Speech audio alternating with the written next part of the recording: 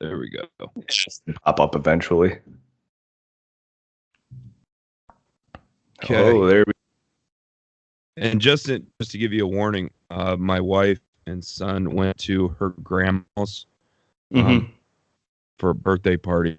So my daughter and I stayed home because she's sick, or like I just think she didn't want to go.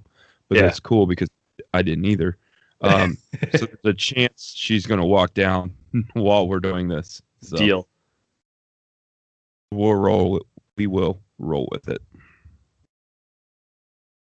Yeah, I've got no idea how to cut up a video, so we'll see what happens. Those are the best things, I think. I love those and that kind of stuff in podcasts. So, all right, here we go. All right, guys, welcome to the Owning Ambition podcast. I am your host, Adam, joined as always by Mr. Ben Simonak. And Ben, you are making a argument for the new football league. You're talking about predicting plays and all of the other great things that go along with this new, I can't even remember what it's called, to be honest with you. The Alliance. Come on, man. The AAF. Okay. The AAF. We were talking about that along with all of these other philosophical and deep thoughts before we get into our recording and dumb things down a little bit. But what's been going on, man? How are you? What's new? And how's the weather in Green Bay? Oh, it's just fine. And I think that people are going to call bullshit on us having deep philosophical conversations, but I should have started the video recording earlier so we could actually have definitive evidence of it, but we don't anymore. So that's good. Yeah, we have 20 minutes of conversation in, and it's all lost to history. Yeah, we really got into. You specifically got into some stuff there that we're going to start unpacking maybe this episode or next. So yeah, well, that's kind of how I do my my Thursday episode research too. Is I start getting into it, and then I realize there's so much that I don't know. Mm-hmm. Like with Apollon this week, it was nice and easy, or it was supposed to be nice and easy. It's got a short Wikipedia page. There's a 20-minute documentary on YouTube or on Netflix, wherever you want to watch it. There's a couple accounts of him lifting. And then I started looking deeper and okay, there's the whole debate. Did he actually lift the wheels? There's the whole book about his life that it's free online. The Legend, or I forget what it's called, but the entire book, it's 30, 40 pages. I started reading through that thing. It's okay, shit, we got stuff going on. And that book got pretty dense with hey, this guy could lift heavy stuff. And then you just get numb to it. Yeah. So I'm trying to, we'll have to do that with the philosophical debate where, yes, we can pick it apart, but not just getting numbed to people with actual big brains talking about big brain things. Right. And self-realization, self-actualization, and where you fit in the universe and how you interact with other people and why you do that. So should be fun. Yeah. It's almost one of those things where I think we might need somebody else to come on and keep everything straight. Because when I start getting into these things, and we'll talk about it later on, I find myself going in circles, and then I'm repeating the same things over and over again, which I'm sure our listeners understand because I do it all the time here. So to have somebody else, or maybe out from the outside looking in, that can keep us straight might be the way to go with that. But regardless, I think if anyone knows a philosopher, send them our way. Yeah. Yes. Yeah. But yeah, man, what else has been going on? How's the meal prep? How's the weight loss? What you been doing? Talk to me. It's been pretty good. I don't know if I'm actually losing weight, but I am actually focused on it now. So the email came out late last week. The sign up date for the hill climb is on Tuesday at 10 a.m. So now with that, it's real. I can't live in this fantasy world anymore where it's right. It'll be fine. I did all my meal prep this week. It was good. But then yesterday, no, it would have been Friday, went to an Indian restaurant and they just pile on all this rice and stuff. and it's delicious, but you end up eating way too much there, and it's all carbs Right. and blah blah blah. Had the whole like beer festival thing yesterday, but that wasn't that bad. All things considered, it was like 6 3-ounce samples, so probably higher calorie beer, higher alcohol beer than it should be taking in. But it's like, all right, I guess that's kind of the last hurrah. And got it marked on Tuesday. So now I'm in like full on how do I not die this year mode. Yes. Gonna cook lunches and dinners up now instead of just having lunches. I'm gonna do jump roping. I think that's going to be the play Okay. for that high intensity, short duration cardio. Mhm. Because ultimately, this hill climb shouldn't take more than about 10 minutes. Right. The fastest person to do it did it in like 4:30, which is stupid. Yes. For me, when I was almost dying, I got to the top of the hill in 7. So realistically, I could do that in 6 if I don't die and actually like take allergy meds and get everything Mhm. right. So I think I don't need more than 10 minutes, but I'm going to, break down, do probably 10 1-minute sets of jump rope, minute in Mhm. between, and just hammer it there. Start doing like pretty much all body weight leg exercises, and cry to myself for the next 3 months straight. What's the actual yardage running up the hill? Do you recall? It's 400. We did the math. Okay. Actually, we did the math on Friday at the brewery because one of my friends is also running it, and he is very much an engineer. Okay. And That's he was helpful though. Yeah, he was breaking down the elevation of it. He wanted to know like what the degree incline was. He wanted to start breaking out the curve of the slope so you could see the absolute distance you were running, not just the hypotenuse of the triangle between the start and it's dude. What's it, Colton? It's like 370 or 430. You're gonna have to run up the hill regardless, right? Right. Yeah. Yeah. But Well, I was he's saying training for a marathon too, so it's like I'm sure you'll be able to do the extra 40 yards. going to be just fine. Yeah. Yeah. But if we took the logic of maybe a football coach or a baseball coach, so let's say softball, what is it, 60 feet to first base? Right. So it's, we'll say 400 yards up the hill. So take a sports coach logical perspective from that. Just start running 800-yard gassers like all the time, right? Like, Yeah, which you'll is be in just a perfect frustration. shape. Yeah, just frustration of mine with sports coaches. This little shop talk there. Some people will get it. You mean you don't So, want the best conditioned baseball team? right? Yeah, yeah. Our baseball team has the fastest mile times on average in the county. Yeah, that's exactly it. Yeah, That's how you know they're good. They need to be running more and doing more core. So that's it. But no, cool, man. Like I'm glad that that's coming up for you, and it'll really put things into perspective and kind of hopefully kick you into gear when it comes to that, based on your last experience. So with the signups on Tuesday, is it kind of like buying tickets to a Garth Brooks concert where you need to be ready to go, like online, click? Okay, because it fills up.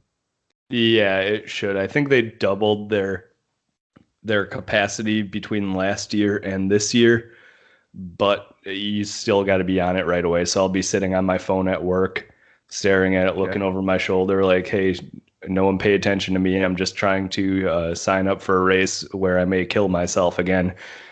Right. So Yeah. I'll be on the phone right away and try to get that as quickly as I can. Okay. And then when will the actual race take place? It is May 11th, so the week before Indianapolis. Yeah. Yeah. So hopefully you're still around to meet up then. Exactly. Yeah. Which really, that's not a ton of time. No, I mean, we're coming to the end of February here, so you've got basically like 8 weeks, maybe 9-10 weeks to get ready for this. It's like a 10-week block. I guess that's good enough for a prep period, right? and everything. And if you're not trying to put up massive strength numbers or gain a lot of muscle, which isn't the goal, it's cardio based. Cardio is going to be the fastest thing to change. Yeah. And as we know, these dates approach relatively quickly. So Unfortunately, it's kind of like due dates. And yeah. So good deal, man. What are your plans as far as you said you're going to start prepping lunch and dinner at this point? Do you have certain macros in mind, or what are you thinking? So I don't have that pinned down yet. I could measure because it's going to be ballpark around what I want. Kind of just, the 30, 35, 35 ish blend of protein, fats, carbs. Nothing too crazy. I don't want to shift it in any direction in particular, but I'm going to be making my little egg muffins again. I'll be making my rice and beans, but actually like measuring out the rice because as we know, carbs are useless. They are just a transport mechanism for fats and proteins. Exactly. So I'll be doing that and probably actually like eating vegetables and stuff, Yeah. So you're going to be a grown up about it, huh? Yeah, I think so. I'm going to turn into Bugs Bunny where I just start munching on giant carrots. There you go.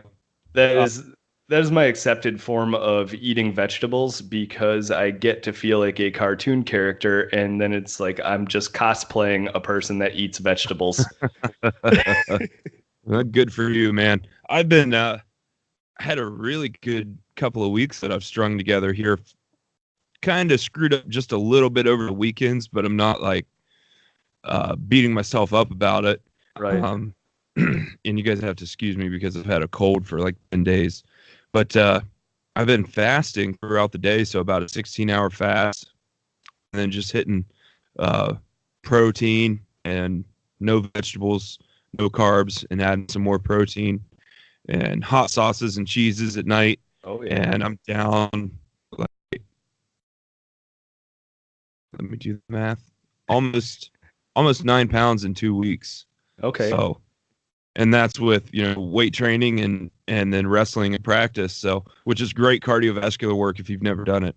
But yeah, I've been fairly happy with everything and still, enjoying a few adult beverages and just trying to make it a low carb kind, which Budweiser Select has been the new preference for Michelob Ultra.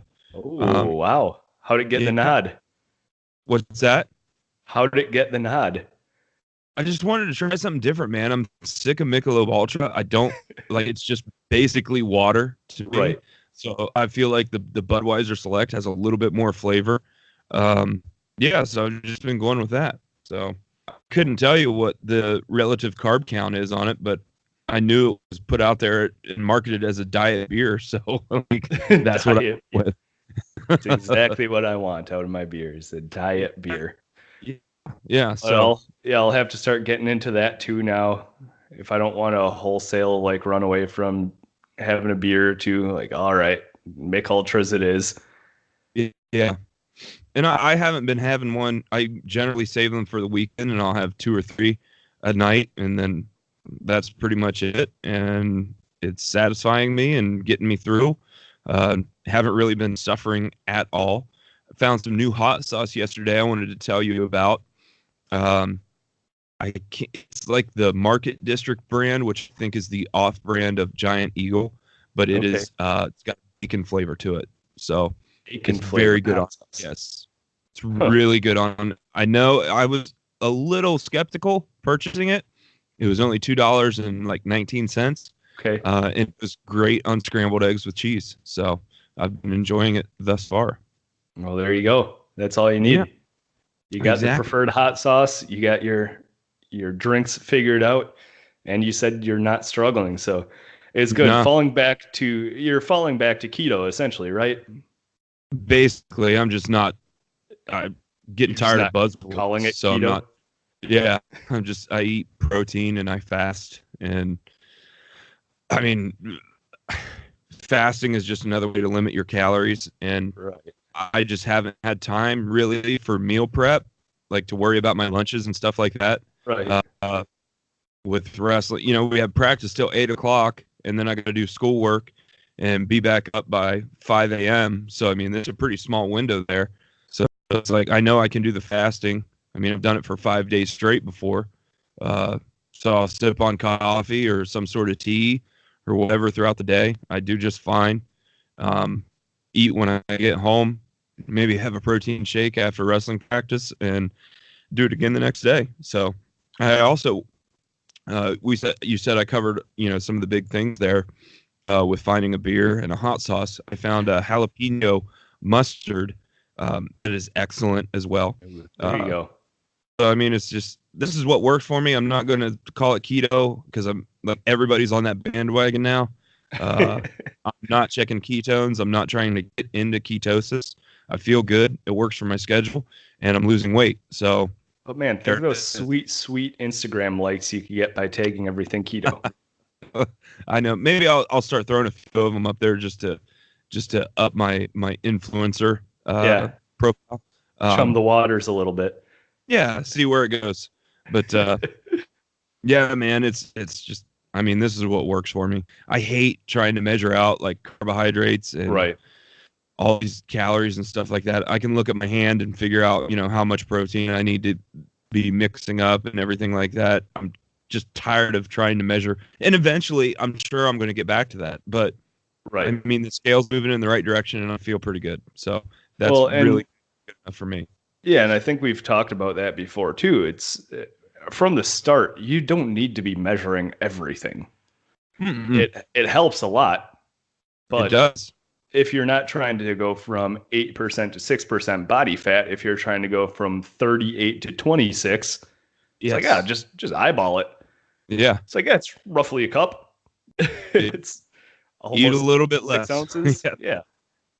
That's really been it. Yeah. And I mean, it's been because, there again, like, let's talk about real life. So yesterday I'm gone all day at a wrestling tournament.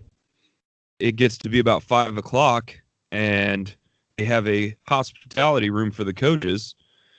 So what the hell am I supposed to do? I'm not meal prepping and, carrying it. Although there are some wrestling coaches that do that, but that's not me. Like, I'm not doing that. Yeah.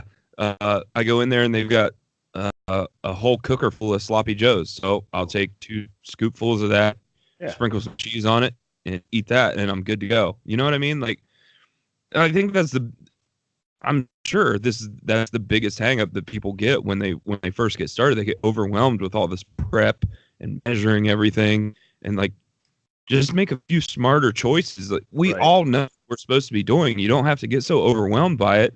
But it also goes back to trying to lose that 50, 60, 70, 100 pounds that you have to lose. We're going to do that in 8 weeks. You know what I mean? It's like, no, if I lose 12 pounds this month, I'm pretty psyched. It's probably going to end up being more. I'm not like suffering. Right. I'm going to take my daughter to Arby's for lunch after we get done with this. I'm going to order a beef and cheddar and throw away the bread and eat that and be relatively happy, and a little insider information here. I might eat a couple of her curly fries. Ooh, so watch out, world. Yeah. How can you turn down those curly fries, though? Exactly.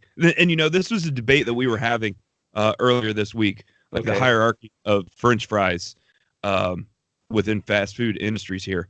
And I said, all things being equal, we have to eliminate Arby's because I feel like they knock everybody out with the curly fries. Right. Like, absolutely. Take those away and then give me your top 4. And then I'll respect you more as a former fat person and knowing your French fries. Well, the thing with Arby's is that they wholesale discontinued their straight fries, I think. That is how good the curly fries are, is that they don't even need a secondary option, which I think was just there to satiate the straight fry people who are wrong, first off. Absolutely. Second off, it is. You have to eliminate that from competition because it is so much better and it's unique. You can't compare curly fries to straight fries. Now, if you want to go the let's go Five Guys, McDonald's, Wendy's, Burger King argument, that's fair. We can get into that. Yes. So here's the question. Where do you put Chick-fil-A in there with waffle fries? I think it has to go in a separate category as well. Because this was brought up. Yes. I think the waffle fries, it might not be anything different as far as potato, but it's something about getting that waffle fry. And I'll take it a step further. And as you can see, I've already argued this. But the Right. ketchup containers that they give you at Chick-fil-A just seem to be a little bit better because it's those plastic shell things that you peel open. Yeah, I think you have to keep Chick-fil-A in its own category. Okay. And I would probably include it because it's not Okay. seasoned as the curly fries are.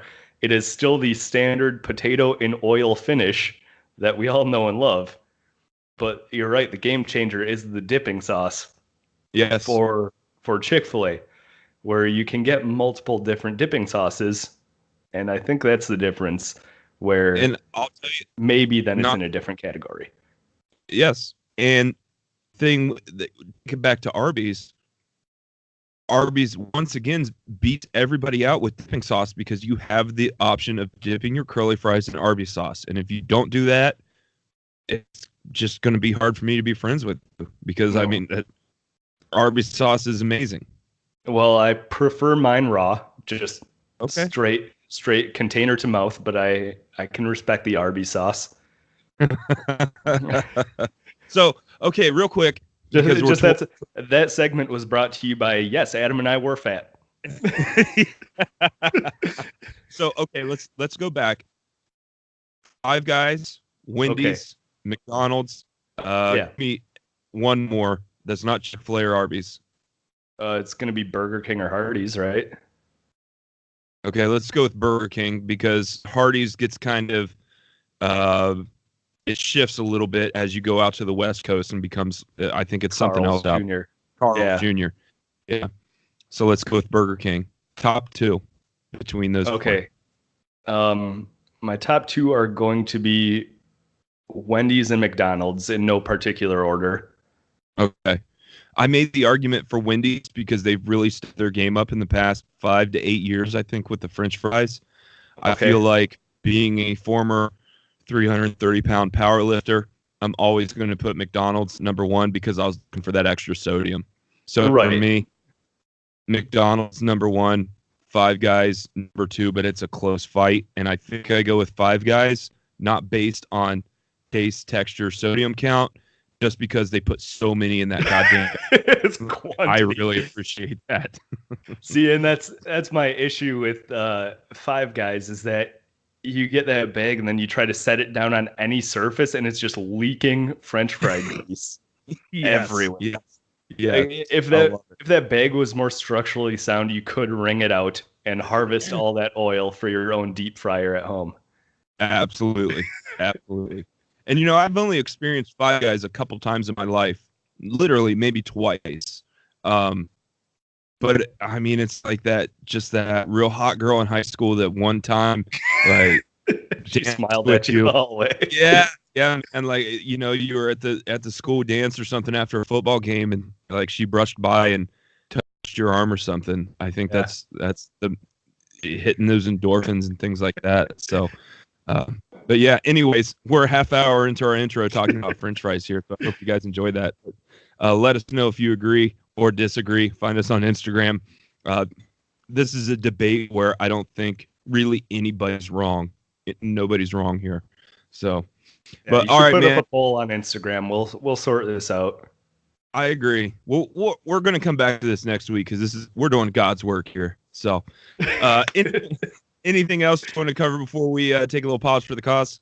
We could get into the ice cream debate at these different restaurants, the pie debates. I know the apple turnover versus the apple pie at McDonald's that never seemed to be hot, but maybe we'll just make this a monthly feature, like Adam and Ben like recollect fast food items Yeah. and compare them. Especially since, you know, we're both kind of in the thick of our dieting adventure again once more, so we can kind of relive it a little bit. But, I mean, just to close this up, if we're going to talk about ice cream, McDonald's always loses because the fucking soft serve machine is always broken.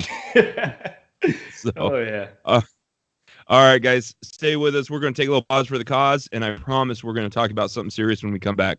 So stay with us. We'll be right back. See, I'm spoiled with my ice cream. We got Culver's everywhere over here, which is Yes. custard technically, Yeah. but We that don't is have number one much. by far. Yeah, we've got Dairy Queen, Yep. and that's pretty much it. You have to travel like 30 minutes north or south to get to like a Cold Stone or something else. But Well, like Wendy's has their milkshakes, which are pretty good. The Freezies. yeah, I've never been a big ice cream guy, and for about 3 or 4 years, I had a food trailer, and I made homemade ice cream. Like I had the whole setup, I rented a space, like, and I made really, really good ice cream. And I was constantly like have to taste test it to make sure Right. things came out right. And then I'm scooping this shit for like 16 hours a day, just like my arms covered. Like I just freaking hate ice cream at this Yeah. point. So, but anywho, all right, here we go. I'm gonna toss things over to you because I kind of forget what we were gonna talk about. Deal.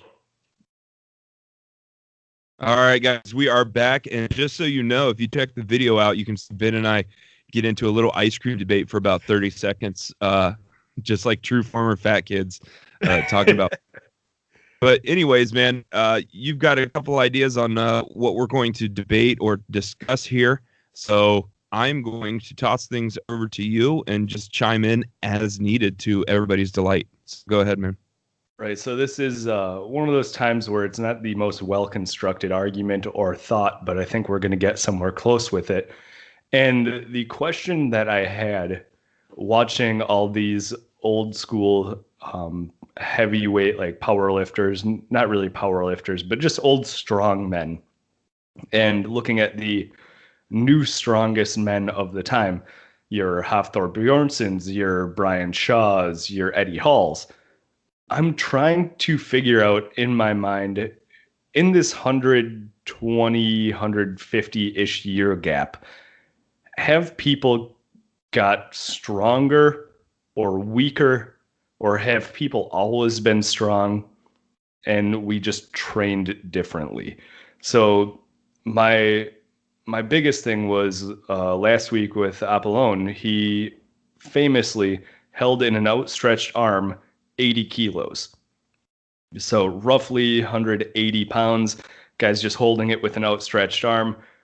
Completely insane lift that I don't know that people could do these days. But also, who's trying? Because Yes. I'm pretty sure like Apollon, Sandow, they weren't doing deadlifts, or at least not the deadlifts we're seeing today, where it's a standardized bar and you're loading it up with 1,200 pounds potentially. Like those guys probably couldn't budge that, but if they trained, could they have? Right. So oh yeah, go ahead. We're debating here. Are people stronger now as compared to like what was the years like? When do you want to start this? Like dating back to Apollon? Yeah, like 1870, I think is kind of when things really started their rise. It's around the 1870s, people started getting interconnected. I know Sandow started in the 1880s. I believe Louis Cyr was roughly the 1880s. Apollon was the 1870s, was the start of his reign. Guys like this, George Hackenschmidt, still turn of the century, 1900s. It's all these guys that right around 1900, give or take 20 years. Maybe shift that back to 1890, give or take 20 years. But these people have these historically recorded feats of strength that I don't know for a fact that they did, first off, because nothing was standardized and everything was through the lens of marketing at the time. But there are these secondary stories like George Hackenschmidt, who was not as famous as I now understand. He was not as famous for being a strong man. He was just famous for being a man that was very strong. And he was primarily a wrestler, but he did he did training with weights. He was stronger than everyone because he trained. And he was a guy that more or less brought weightlifting forward as an athletic endeavor. So was he inherently stronger than maybe Eddie Hall or Stone Cold Steve Austin, who I believe well, stop there. Well, see, I like Stone Cold Steve Austin because he's got the build of those old time guys where it's like, yeah, maybe not the most cut, but I'm buff. I can start slinging weights around. Texas rattlesnake. Yeah, but agreed. Right, but these guys they're famous for their tremendous feats of strength that I think can be replicated now, but no one really has. There is one of these feats of strength that I know for a fact. Well, I guess two. If we go Apollon's Wheels, people have done that in the modern era with great difficulty. Mm-hmm. There are, maybe a dozen guys that have ever done a historical replica set of wheels. Only a few of these men have been able to get that thing up, and it's guys like Zydrunas Zavickas, who is a former world's strongest man. Like, these are peak strong men of the time in our modern age that are trying to go back and replicate things that people may have done 120 years ago with relative ease. There was a Canadian man in the 1990s who set out to beat Louis Cyrs' back press record, and he, by all accounts, blew it out of the water. Louis Cyr did, I think, a 35 or 3,600 pound back press, and this man did over 4,500 pounds, I believe. So with increased training, with increased knowledge, are we stronger than we were back then? Or are we just getting a better idea of how strong we are? I see, that's the whole argument. I don't know where I'm going with this, but I think it's an interesting conversation to have because we seemed very strong then. We seem very strong now. I don't know how you can mix those two together. It's like, oh, Babe Ruth wouldn't have got a hit in the modern age. Well, would he have? I don't know. We can talk about this until we're blue in the face, but it's not going to get us anywhere. Right. And it's hard for me, I think, to speak to some of the guys that you're talking about because I'm not as versed in maybe the strongman community or the history of it as you are because of the mini episodes and the PhD level knowledge that you're dropping on people about strongmen via, circa 1870 or whatever. But what I can speak to a little bit here is the difference in powerlifting over the decades. So there's a lot of talk historically that, the 90s was kind of the golden age of powerlifting, or even maybe the 80s into the late 90s and even early 2000s, I think. And I remember, I was competing late 90s into early 2000s, mid 2000. I think 2006 was my last real competition before I came back last year. So I remember seeing guys, squatting 1,100 pounds in equipment, squatting 1,200 pounds at the Arnold in equipment. Of course, there's always the debate, is it parallel? What's the judging standard? Stuff like that. So let's just take all that out because regardless, I think if you put 1,200 pounds on your back and even if you quarter squat it, that's pretty congrats, impressive. You got it off the rack. That's all. Exactly. That's awesome. Exactly. So let's take some of that out. I remember watching, Ryan Kennelly and Scott Mendelson going head to head mid 800s on the bench press. I've got a video somewhere of, Kennelly doing reps at 675 raw on the bench press. And then to come back to it, in 2018, there's this, I was completely removed from it. I wasn't, getting on the forums anymore. Right. I wasn't getting magazines and stuff like that. I had no idea there was this new or redevelopment of raw lifting. I thought everything was still geared. So then you look at, there's guys bench pressing 700 pounds raw in competition. There's guys, you know, overseas that are squatting 1,000 pounds raw, doing reps with 900 pounds.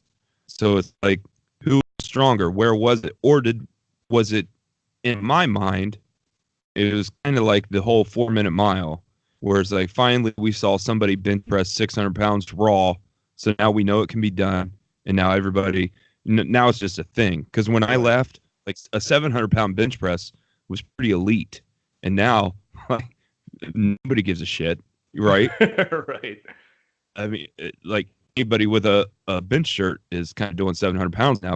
I don't want to downplay anybody's accomplishments, air quotes there, in powerlifting. But so does that kind of make sense? Like, I don't know if the 90s guys were stronger or like we just hadn't realized potential. I don't think training has changed a whole lot because we're still having the whole linear periodization, conjugate, all these other arguments. Like, training's relatively the same. Like, increase volume over time. How are we going to build some speed? Like, if you do things fast, you're okay, good. I don't know if the 90s were any better than they were now. It gets becomes a gray area with the whole equipment debate, and then obviously drug use. We have to mention that. But how does all of this, like modern lifting and things like that? I just saw Mark Bell, who I'm sure you're familiar with, did a powerlifting meet maybe last week or the week before, where he was going for a 500-pound raw bench at 219 pounds, right? Like, yeah, just 18, 20 years ago, that was kind of like unthinkable, but now it's almost the norm. Like, if you look at some of these elite numbers in powerlifting, I mean, I did 505 or 515 for a double in the gym one time, and like there wasn't anybody doing that. And now it's just, that's a thing. Like, my lifts would actually be downplayed a little bit because I was 300 and some pounds. You know what I mean?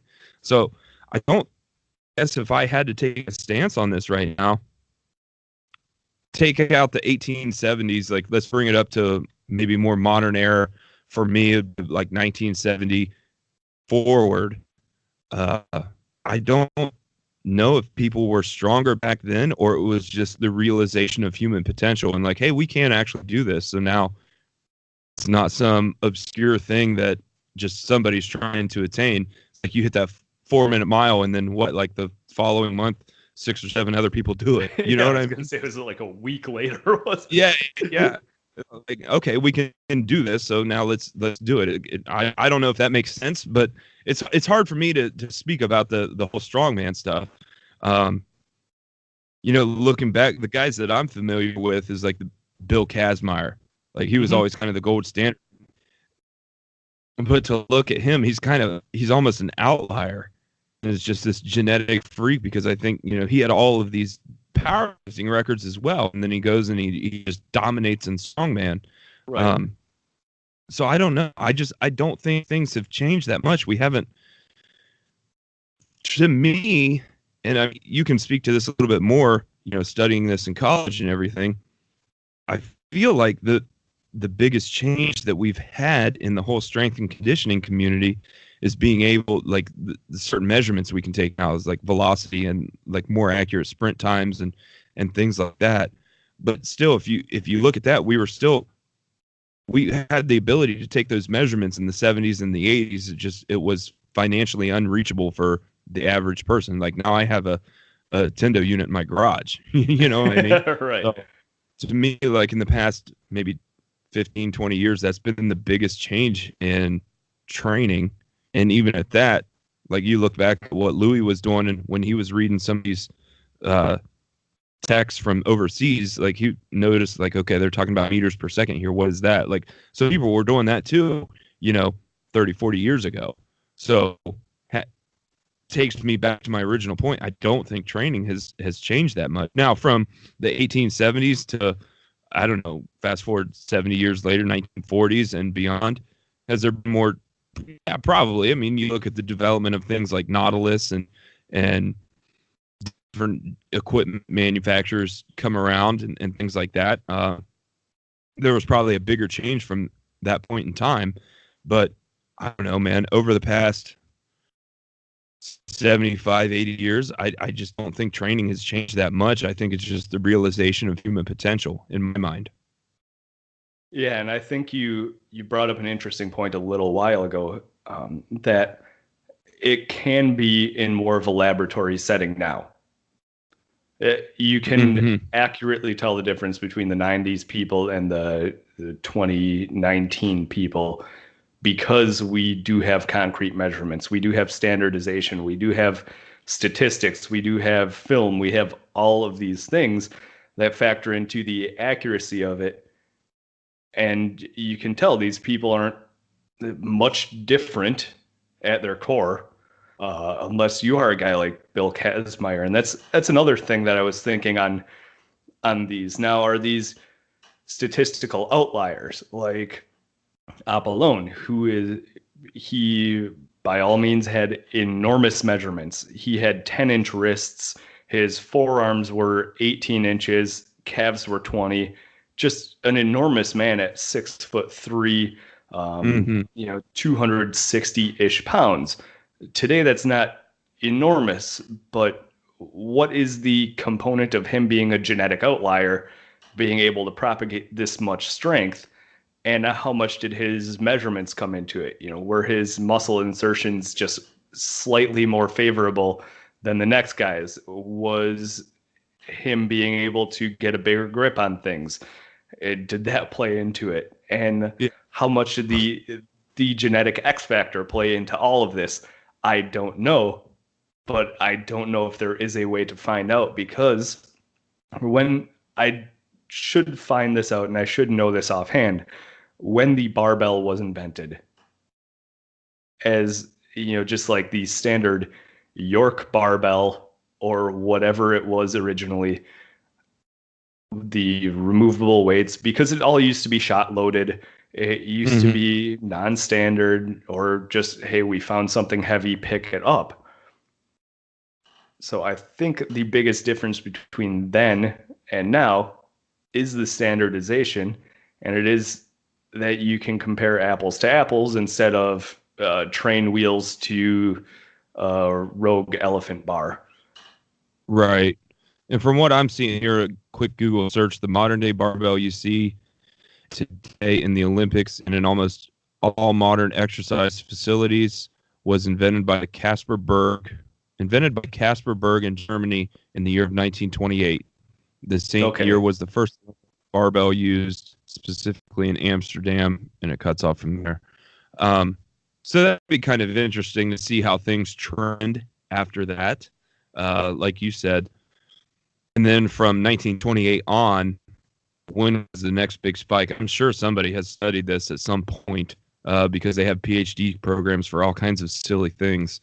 So I'm sure there's probably would have been in the 50s with the Soviets. If you're thinking geopolitical struggles playing into fitness, because that's where Louis got all his stuff, right? It was from like 1950s Soviet exercise scientists who were trying to create super soldiers through any means necessary, and they have well-documented research on how they increased strength and increased mobility and speed and all that stuff, where it was a scientific endeavor at that point.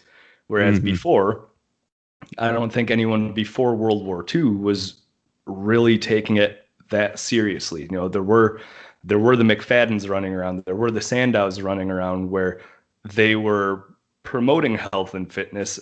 They were getting into that a little bit, but not maybe necessarily as the most scientific approach to it. Maybe a lot more marketing played into it than it should have. And there wasn't that concrete data behind what they were doing. They just knew that living, to quote Teddy Roosevelt, the vigorous life is going to be beneficial to you in the long run, whether it's the lifting heavy weights, going for long walks, like McFadden would say, drinking 2 gallons of milk a day because he's an idiot. but he was onto some stuff. So Yeah. I'm completely in agreement that lifting heavy weights is good. He was a big fan of going out in the sun bare ass naked, like little weird, but I get it. Get all that vitamin D in. He was a big fan of long walks. He'd Yeah. walk for like Yeah. 20 miles a day or something ridiculous like that. Yeah. There were things that they had right, but again, it wasn't scientific. It wasn't, if we go back to the scientific method, there wasn't a control measurement anywhere. There wasn't, crossing off what could this factor be? What could the variables be that are affecting this, as much as it was in the 1950s with the Soviets. Yeah. Yeah. And, to kind of switch gears here a little bit. So let's think about, before we do that, because this is raising some interesting questions about diet and weight loss and things like that for me, and how things have tracked over the last 150, 160 years. Where's your stance on this right now, knowing what you know and giving you the pass to change your mind in the future as you learn new things? Like, are we stronger now? Were we stronger then? Is it just the realization of human potential? What do you think? I believe there are a few factors playing into it. I think it is big, the realization of human potential, but I also think that the net has been cast wider to catch more people. Mm-hmm. So in the 1900s, these guys were, I don't want to say freak shows, but they were sideshows. They were oddities. They were like Apollonius. They were a circus performer. They were, a very unique brand of person. Whereas today, you can go into any city in pretty much any place in the world. There's going to be some sort of gym there. Chances are there's going to be someone training on getting stronger, someone training on having better abs, someone training to like run far or whatever. We have so many more people that are into fitness now that I think we're seeing the genetically gifted more often than we were before. I mean, if they had Instagram in 1870, then maybe Avalon wouldn't have been that unique. Oh, that guy would have been tearing it up. See pictures of that dude? Just a looker. Yeah. Got women pregnant just by touching him. No, and that's an interesting point, because I had this realization, 20 years ago, I think, when the APF came back to Ohio, and I won my first quote unquote state title in the bench press. And I got kind of cocky thinking, man, I'm the best bench presser in the state for the ages of 20 and 23. Right. And then, my dad always been really good at bringing me back down to reality. He's like, are you really? He's like, because I guarantee you go into Plainfield or Fresno here, there's some farm boy tossing hay bales right now that can do more. What I mean? And then you start thinking about it and you're like, well, yeah, because like not everybody that's ever lifted a weight ever or is currently was there, it just became a little less meaningful to me at that point with that realization. And it kind of goes back to what you were saying, that, we've cast a wider net at this point, and you want to be humble. You can go online and, find some local Joe that doesn't have the library that you do, doesn't have the resources that you do, or the access to the fancy gym or the equipment or whatever, that's probably stronger than you. Right. So it was kind of a tough pill to swallow at that point in time. But yeah, it was very true. Here's maybe a side conversation that is completely irrelevant, but how do farm boys always just get to be the strongest? I think it's just all the right. That's always the example. It's like, oh, there's some farm boy out there slinging hay bales. Like Louis Cyr was a farm boy, strongest dude ever. Yeah. But like, it's genetically modified. It's always the strongest dudes are farm boys. And I've met some real candy asses that were farm boys too. So it is what it is. So let's think about this and the realization of human potential, the way things have changed, measurable statistics, um, and now look at the obesity epidemic just in the United States. And does that seem to kind of trend on the opposite end of the spectrum as compared to strength feats from the last 150 years? As far as the quantity of people that are obese and the quality of the obeseness, if that's a thing, it's significantly higher now than it was back then. I remember seeing the old Ripley's Believe It or Not, where it's like, oh, look at this 400-pound man. I can go to any Walmart in America right now and see a 400-pound man.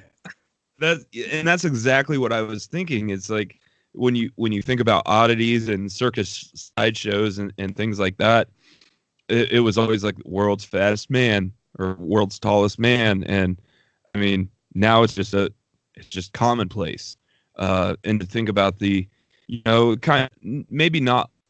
I would say that the research into nutrition and diets and health markers and things like that has far exceeded the research into strength and conditioning or just strength training in general. But we seem to be regressing. Is that a point you think? Yes. Not as far as the research goes or as far as the science goes, but I think the societal acceptance of our lack of, our lack of maybe reaching our benchmarks with what it should be. We kind of have an idea of what our benchmarks should be for the average human, and complain about BMI all you want. It's a relatively good scale for 7 point whatever billion people. Yes. We kind of know what we're going with there. If you really want to break it down into muscle mass versus fat mass, we can do that too. It's going to get you still roughly the same numbers. Well, that's the thing, because even if it's muscle mass, and this is what my doctor told me when I was not 10% body fat or less, keep that in mind. Right. I made the argument, BMI is bullshit, bro. Like, look how jacked I am. He's like, all that is muscle. He said, your heart still has to fuel that tissue. Right. And then I walked out of there like, well, son of a bitch. Like, damn science man put me in my place. Yeah. Like, I'll be. So, yeah, that kind of changed my perspective relatively quickly when it came to that. But, yeah, so we can kind of segue into this, and we're only going to talk about it for 10 minutes, but because I think we're going to make this a two-parter, and I do want to open this up to people's opinions, but you already touched on it, so I'll toss it back to you. The whole acceptance and versus, I'm just going to, where I'm going. I'm going to leave it to you because you're a little bit more of a wordsmith than I am. Because I know I've been meditating for a little bit on the phrase or the moniker fat acceptance, how that can be taken a few different ways if you want it to be taken a few different ways. But the blanket fat acceptance that we see mostly in media is accepting people's bodies regardless of size, regardless to their own detrimental health to themselves, and we should all accept their lifestyle decisions regardless of what you think about it. My whole thing with that is that, first off, no, if we're getting into socialized medicine, which it's inching that way more and more, I think we need a healthy populace, and I think we need to do everything we can to support a healthy populace and make my taxes not go to preventable disease. But that's just me. But there's also the side of fat acceptance, where it's accepting that you have a flaw, or maybe if you don't even want to consider it a flaw, accepting that there is something outside the norm that you can change, and accepting responsibility to make that change. There are a few people I know I follow on Instagram that, yes, they were 600 or 700 pounds, They accepted that and they are making positive changes. I like that kind of fat acceptance where, hey, we are accepting that I did something dumb for years and years and years. I am accepting responsibility to change this thing that I can change.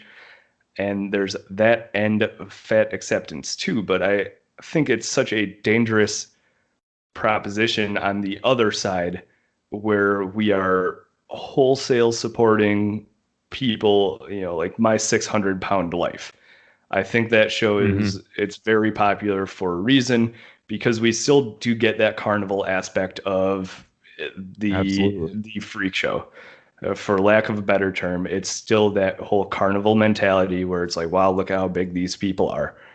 I don't think I should be forced to accept that, and I don't think anyone else should accept that. Now, to get to that level, I would go out on a limb and say I'm safe in assuming the majority of these people have psychological disorders.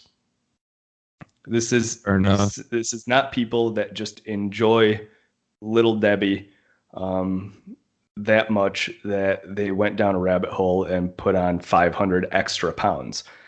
I think these people, they do need help. They do deserve help, but I don't think I should have to accept that they won't get help and get access to the treatment they need. It's a difficult conversation to have because, again, it's like PTSD treatment.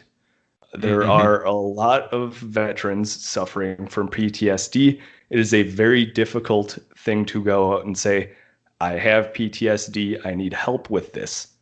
It is vastly easier to bury it down, like you would with food in another case. Like, all right, I'm just going to bury this down with food. And so I think we need to be aware of that as a society, where this is not something that we can support long term. Yeah, you're right. Just as a base level of propping this up, let's take emotions, take health, take whatever out of it. Financially, it's not something a nation can support. And on a more individual level, I don't think it's something that we should really support and prop up as a healthy attitude towards body weight. And it goes to both extremes, where obviously anorexia, bulimia, that end too, we should not support them in that, maybe that dangerous pursuit or that continuation of a dangerous set of acts, but not necessarily we don't support you, the person. I don't know, because it is touchy. It is something that it's hard to it's a hard conversation to navigate around. Yeah. But just real quick, and just thinking about what you just said, isn't it interesting that we're so much more apt to look at the psychological issues that somebody may be having that's struggling with anorexia or bulimia, but on the opposite side of it, we don't seem to be having that conversation, maybe a little bit, but it just doesn't seem to come up as much. And just thinking about this, and again, we're going to do some research this week and come back to this next weekend. Is it because we've grown so accustomed to seeing somebody that's overweight, and we just we accept that, to where when we see the male or female that is 70, 80 pounds underweight, or remember when we had Lauren on and she said she weighed 90 pounds, right? We know instantly that person needs help. Like, we don't accept that. There's something wrong. You're going to die. Why don't we have that look when we see a man that's 300, 400, 500 pounds, a woman just the same? Why doesn't it become that talk of psychology or whatever is going on in your mind that is twisted up and not functioning the way it should be with this relationship that you have with food and body weight and health markers and things like that? It's just, we're so quick to have that conversation with somebody that is ultra thin as compared to somebody who is overweight, and it's more accepted, correct? Right. Well, and a lot of these issues are more accepted. Bodybuilding, I think Mhm.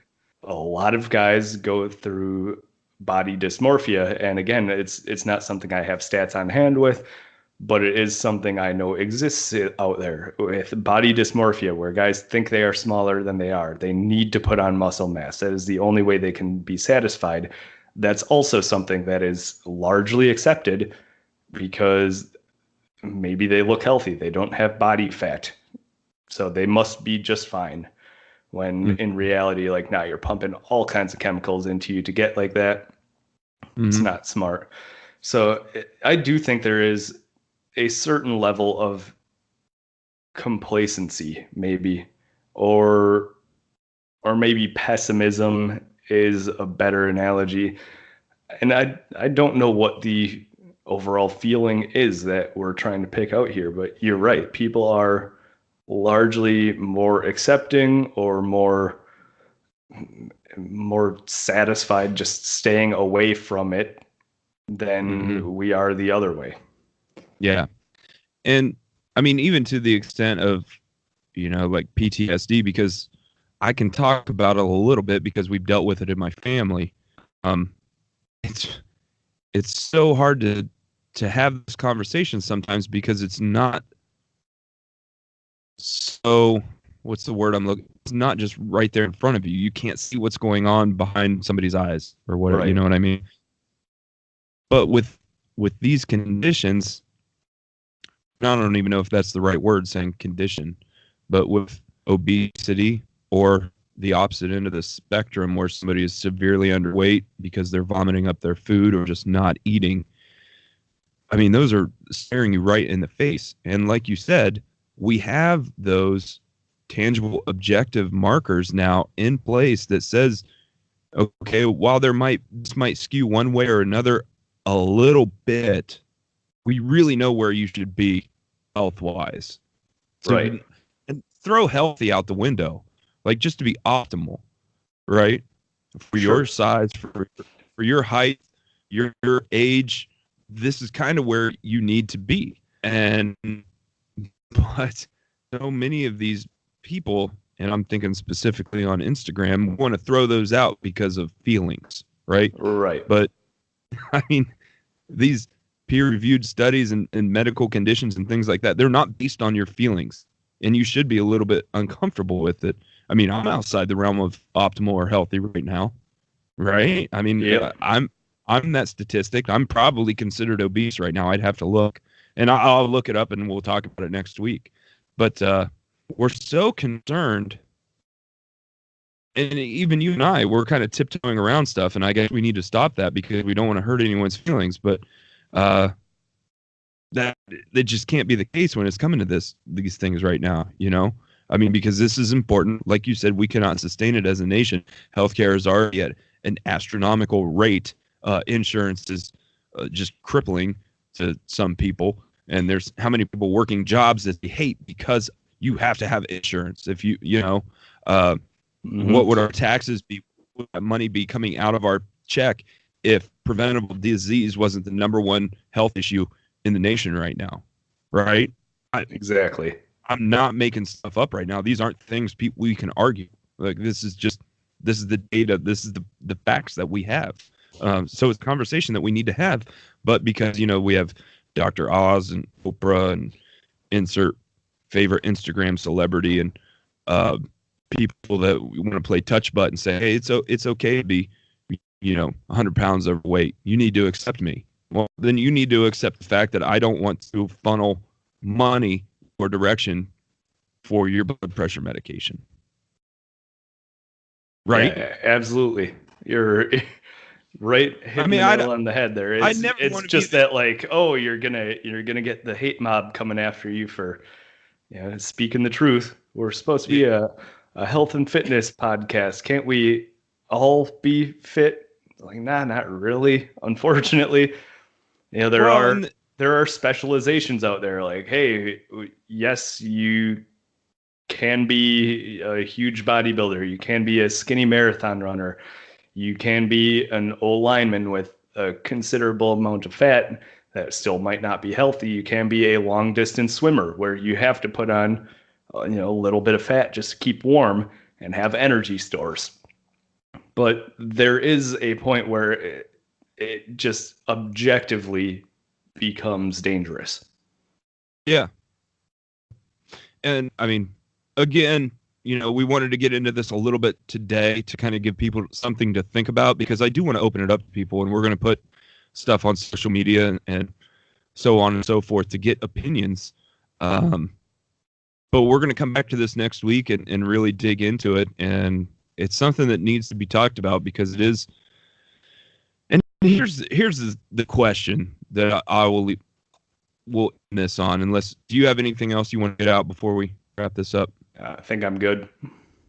So any one of these people that you've seen, be it My 600 Pound Life or Instagram, whatever personality that is promoting the fat but healthy, fat acceptance lifestyle,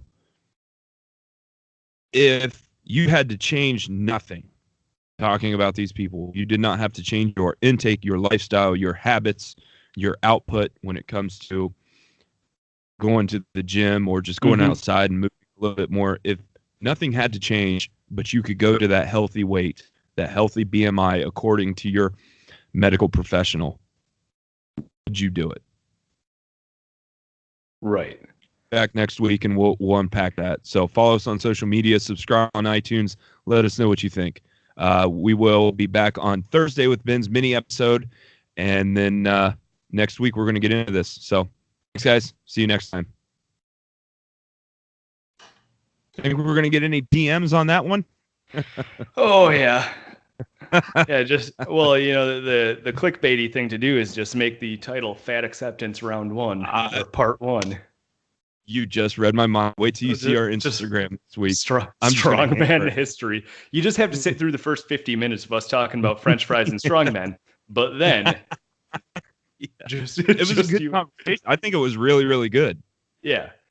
And so here's maybe the question, statistics wise, because I feel like this is something that needs to be supported by facts, more so than the counter argument is all feelings based. We should probably dig up some stats. Yes, I agree. Don't know what ones to pull apart here. Probably the obesity rate, the cost on healthcare, you can look up just the diseases prevalence from obesity, things like that. I'll start looking into it more. I think I'm just going to do like a biathlon episode this week, so it shouldn't be history based or anything where I'm sinking hours and hours into it. Right. I don't have a tournament this week, and I'm kind of ahead on my schedule, so I should be good. So all right. Let's keep in contact this week as far as what we're looking into, so we don't spend time like where you're looking at something, I'm not looking at the same thing, because you're going to do a better job anyways. I can look at something and use our resources wisely, I guess. Yeah, fair enough. So, okay, man. Yeah, I hear my dogs bark. I was going to say, if you like post that on Instagram or something, just in, hey, what do you think about the fat acceptance movement? Blah, blah, blah. We could do that on the Instagram page, maybe post it on Facebook. I don't know. Yeah. I feel like there's not a great conversation on Facebook, but that's beside the point. Yeah, that's because Facebook's a fucking dumpster fire. But correct. Yes. So, all right, man. Well, let's keep in touch. I think we're on to something, though. Yeah, we'll make something of it, like always. Yeah. All right, buddy. Have a good day. Yeah. We'll see you.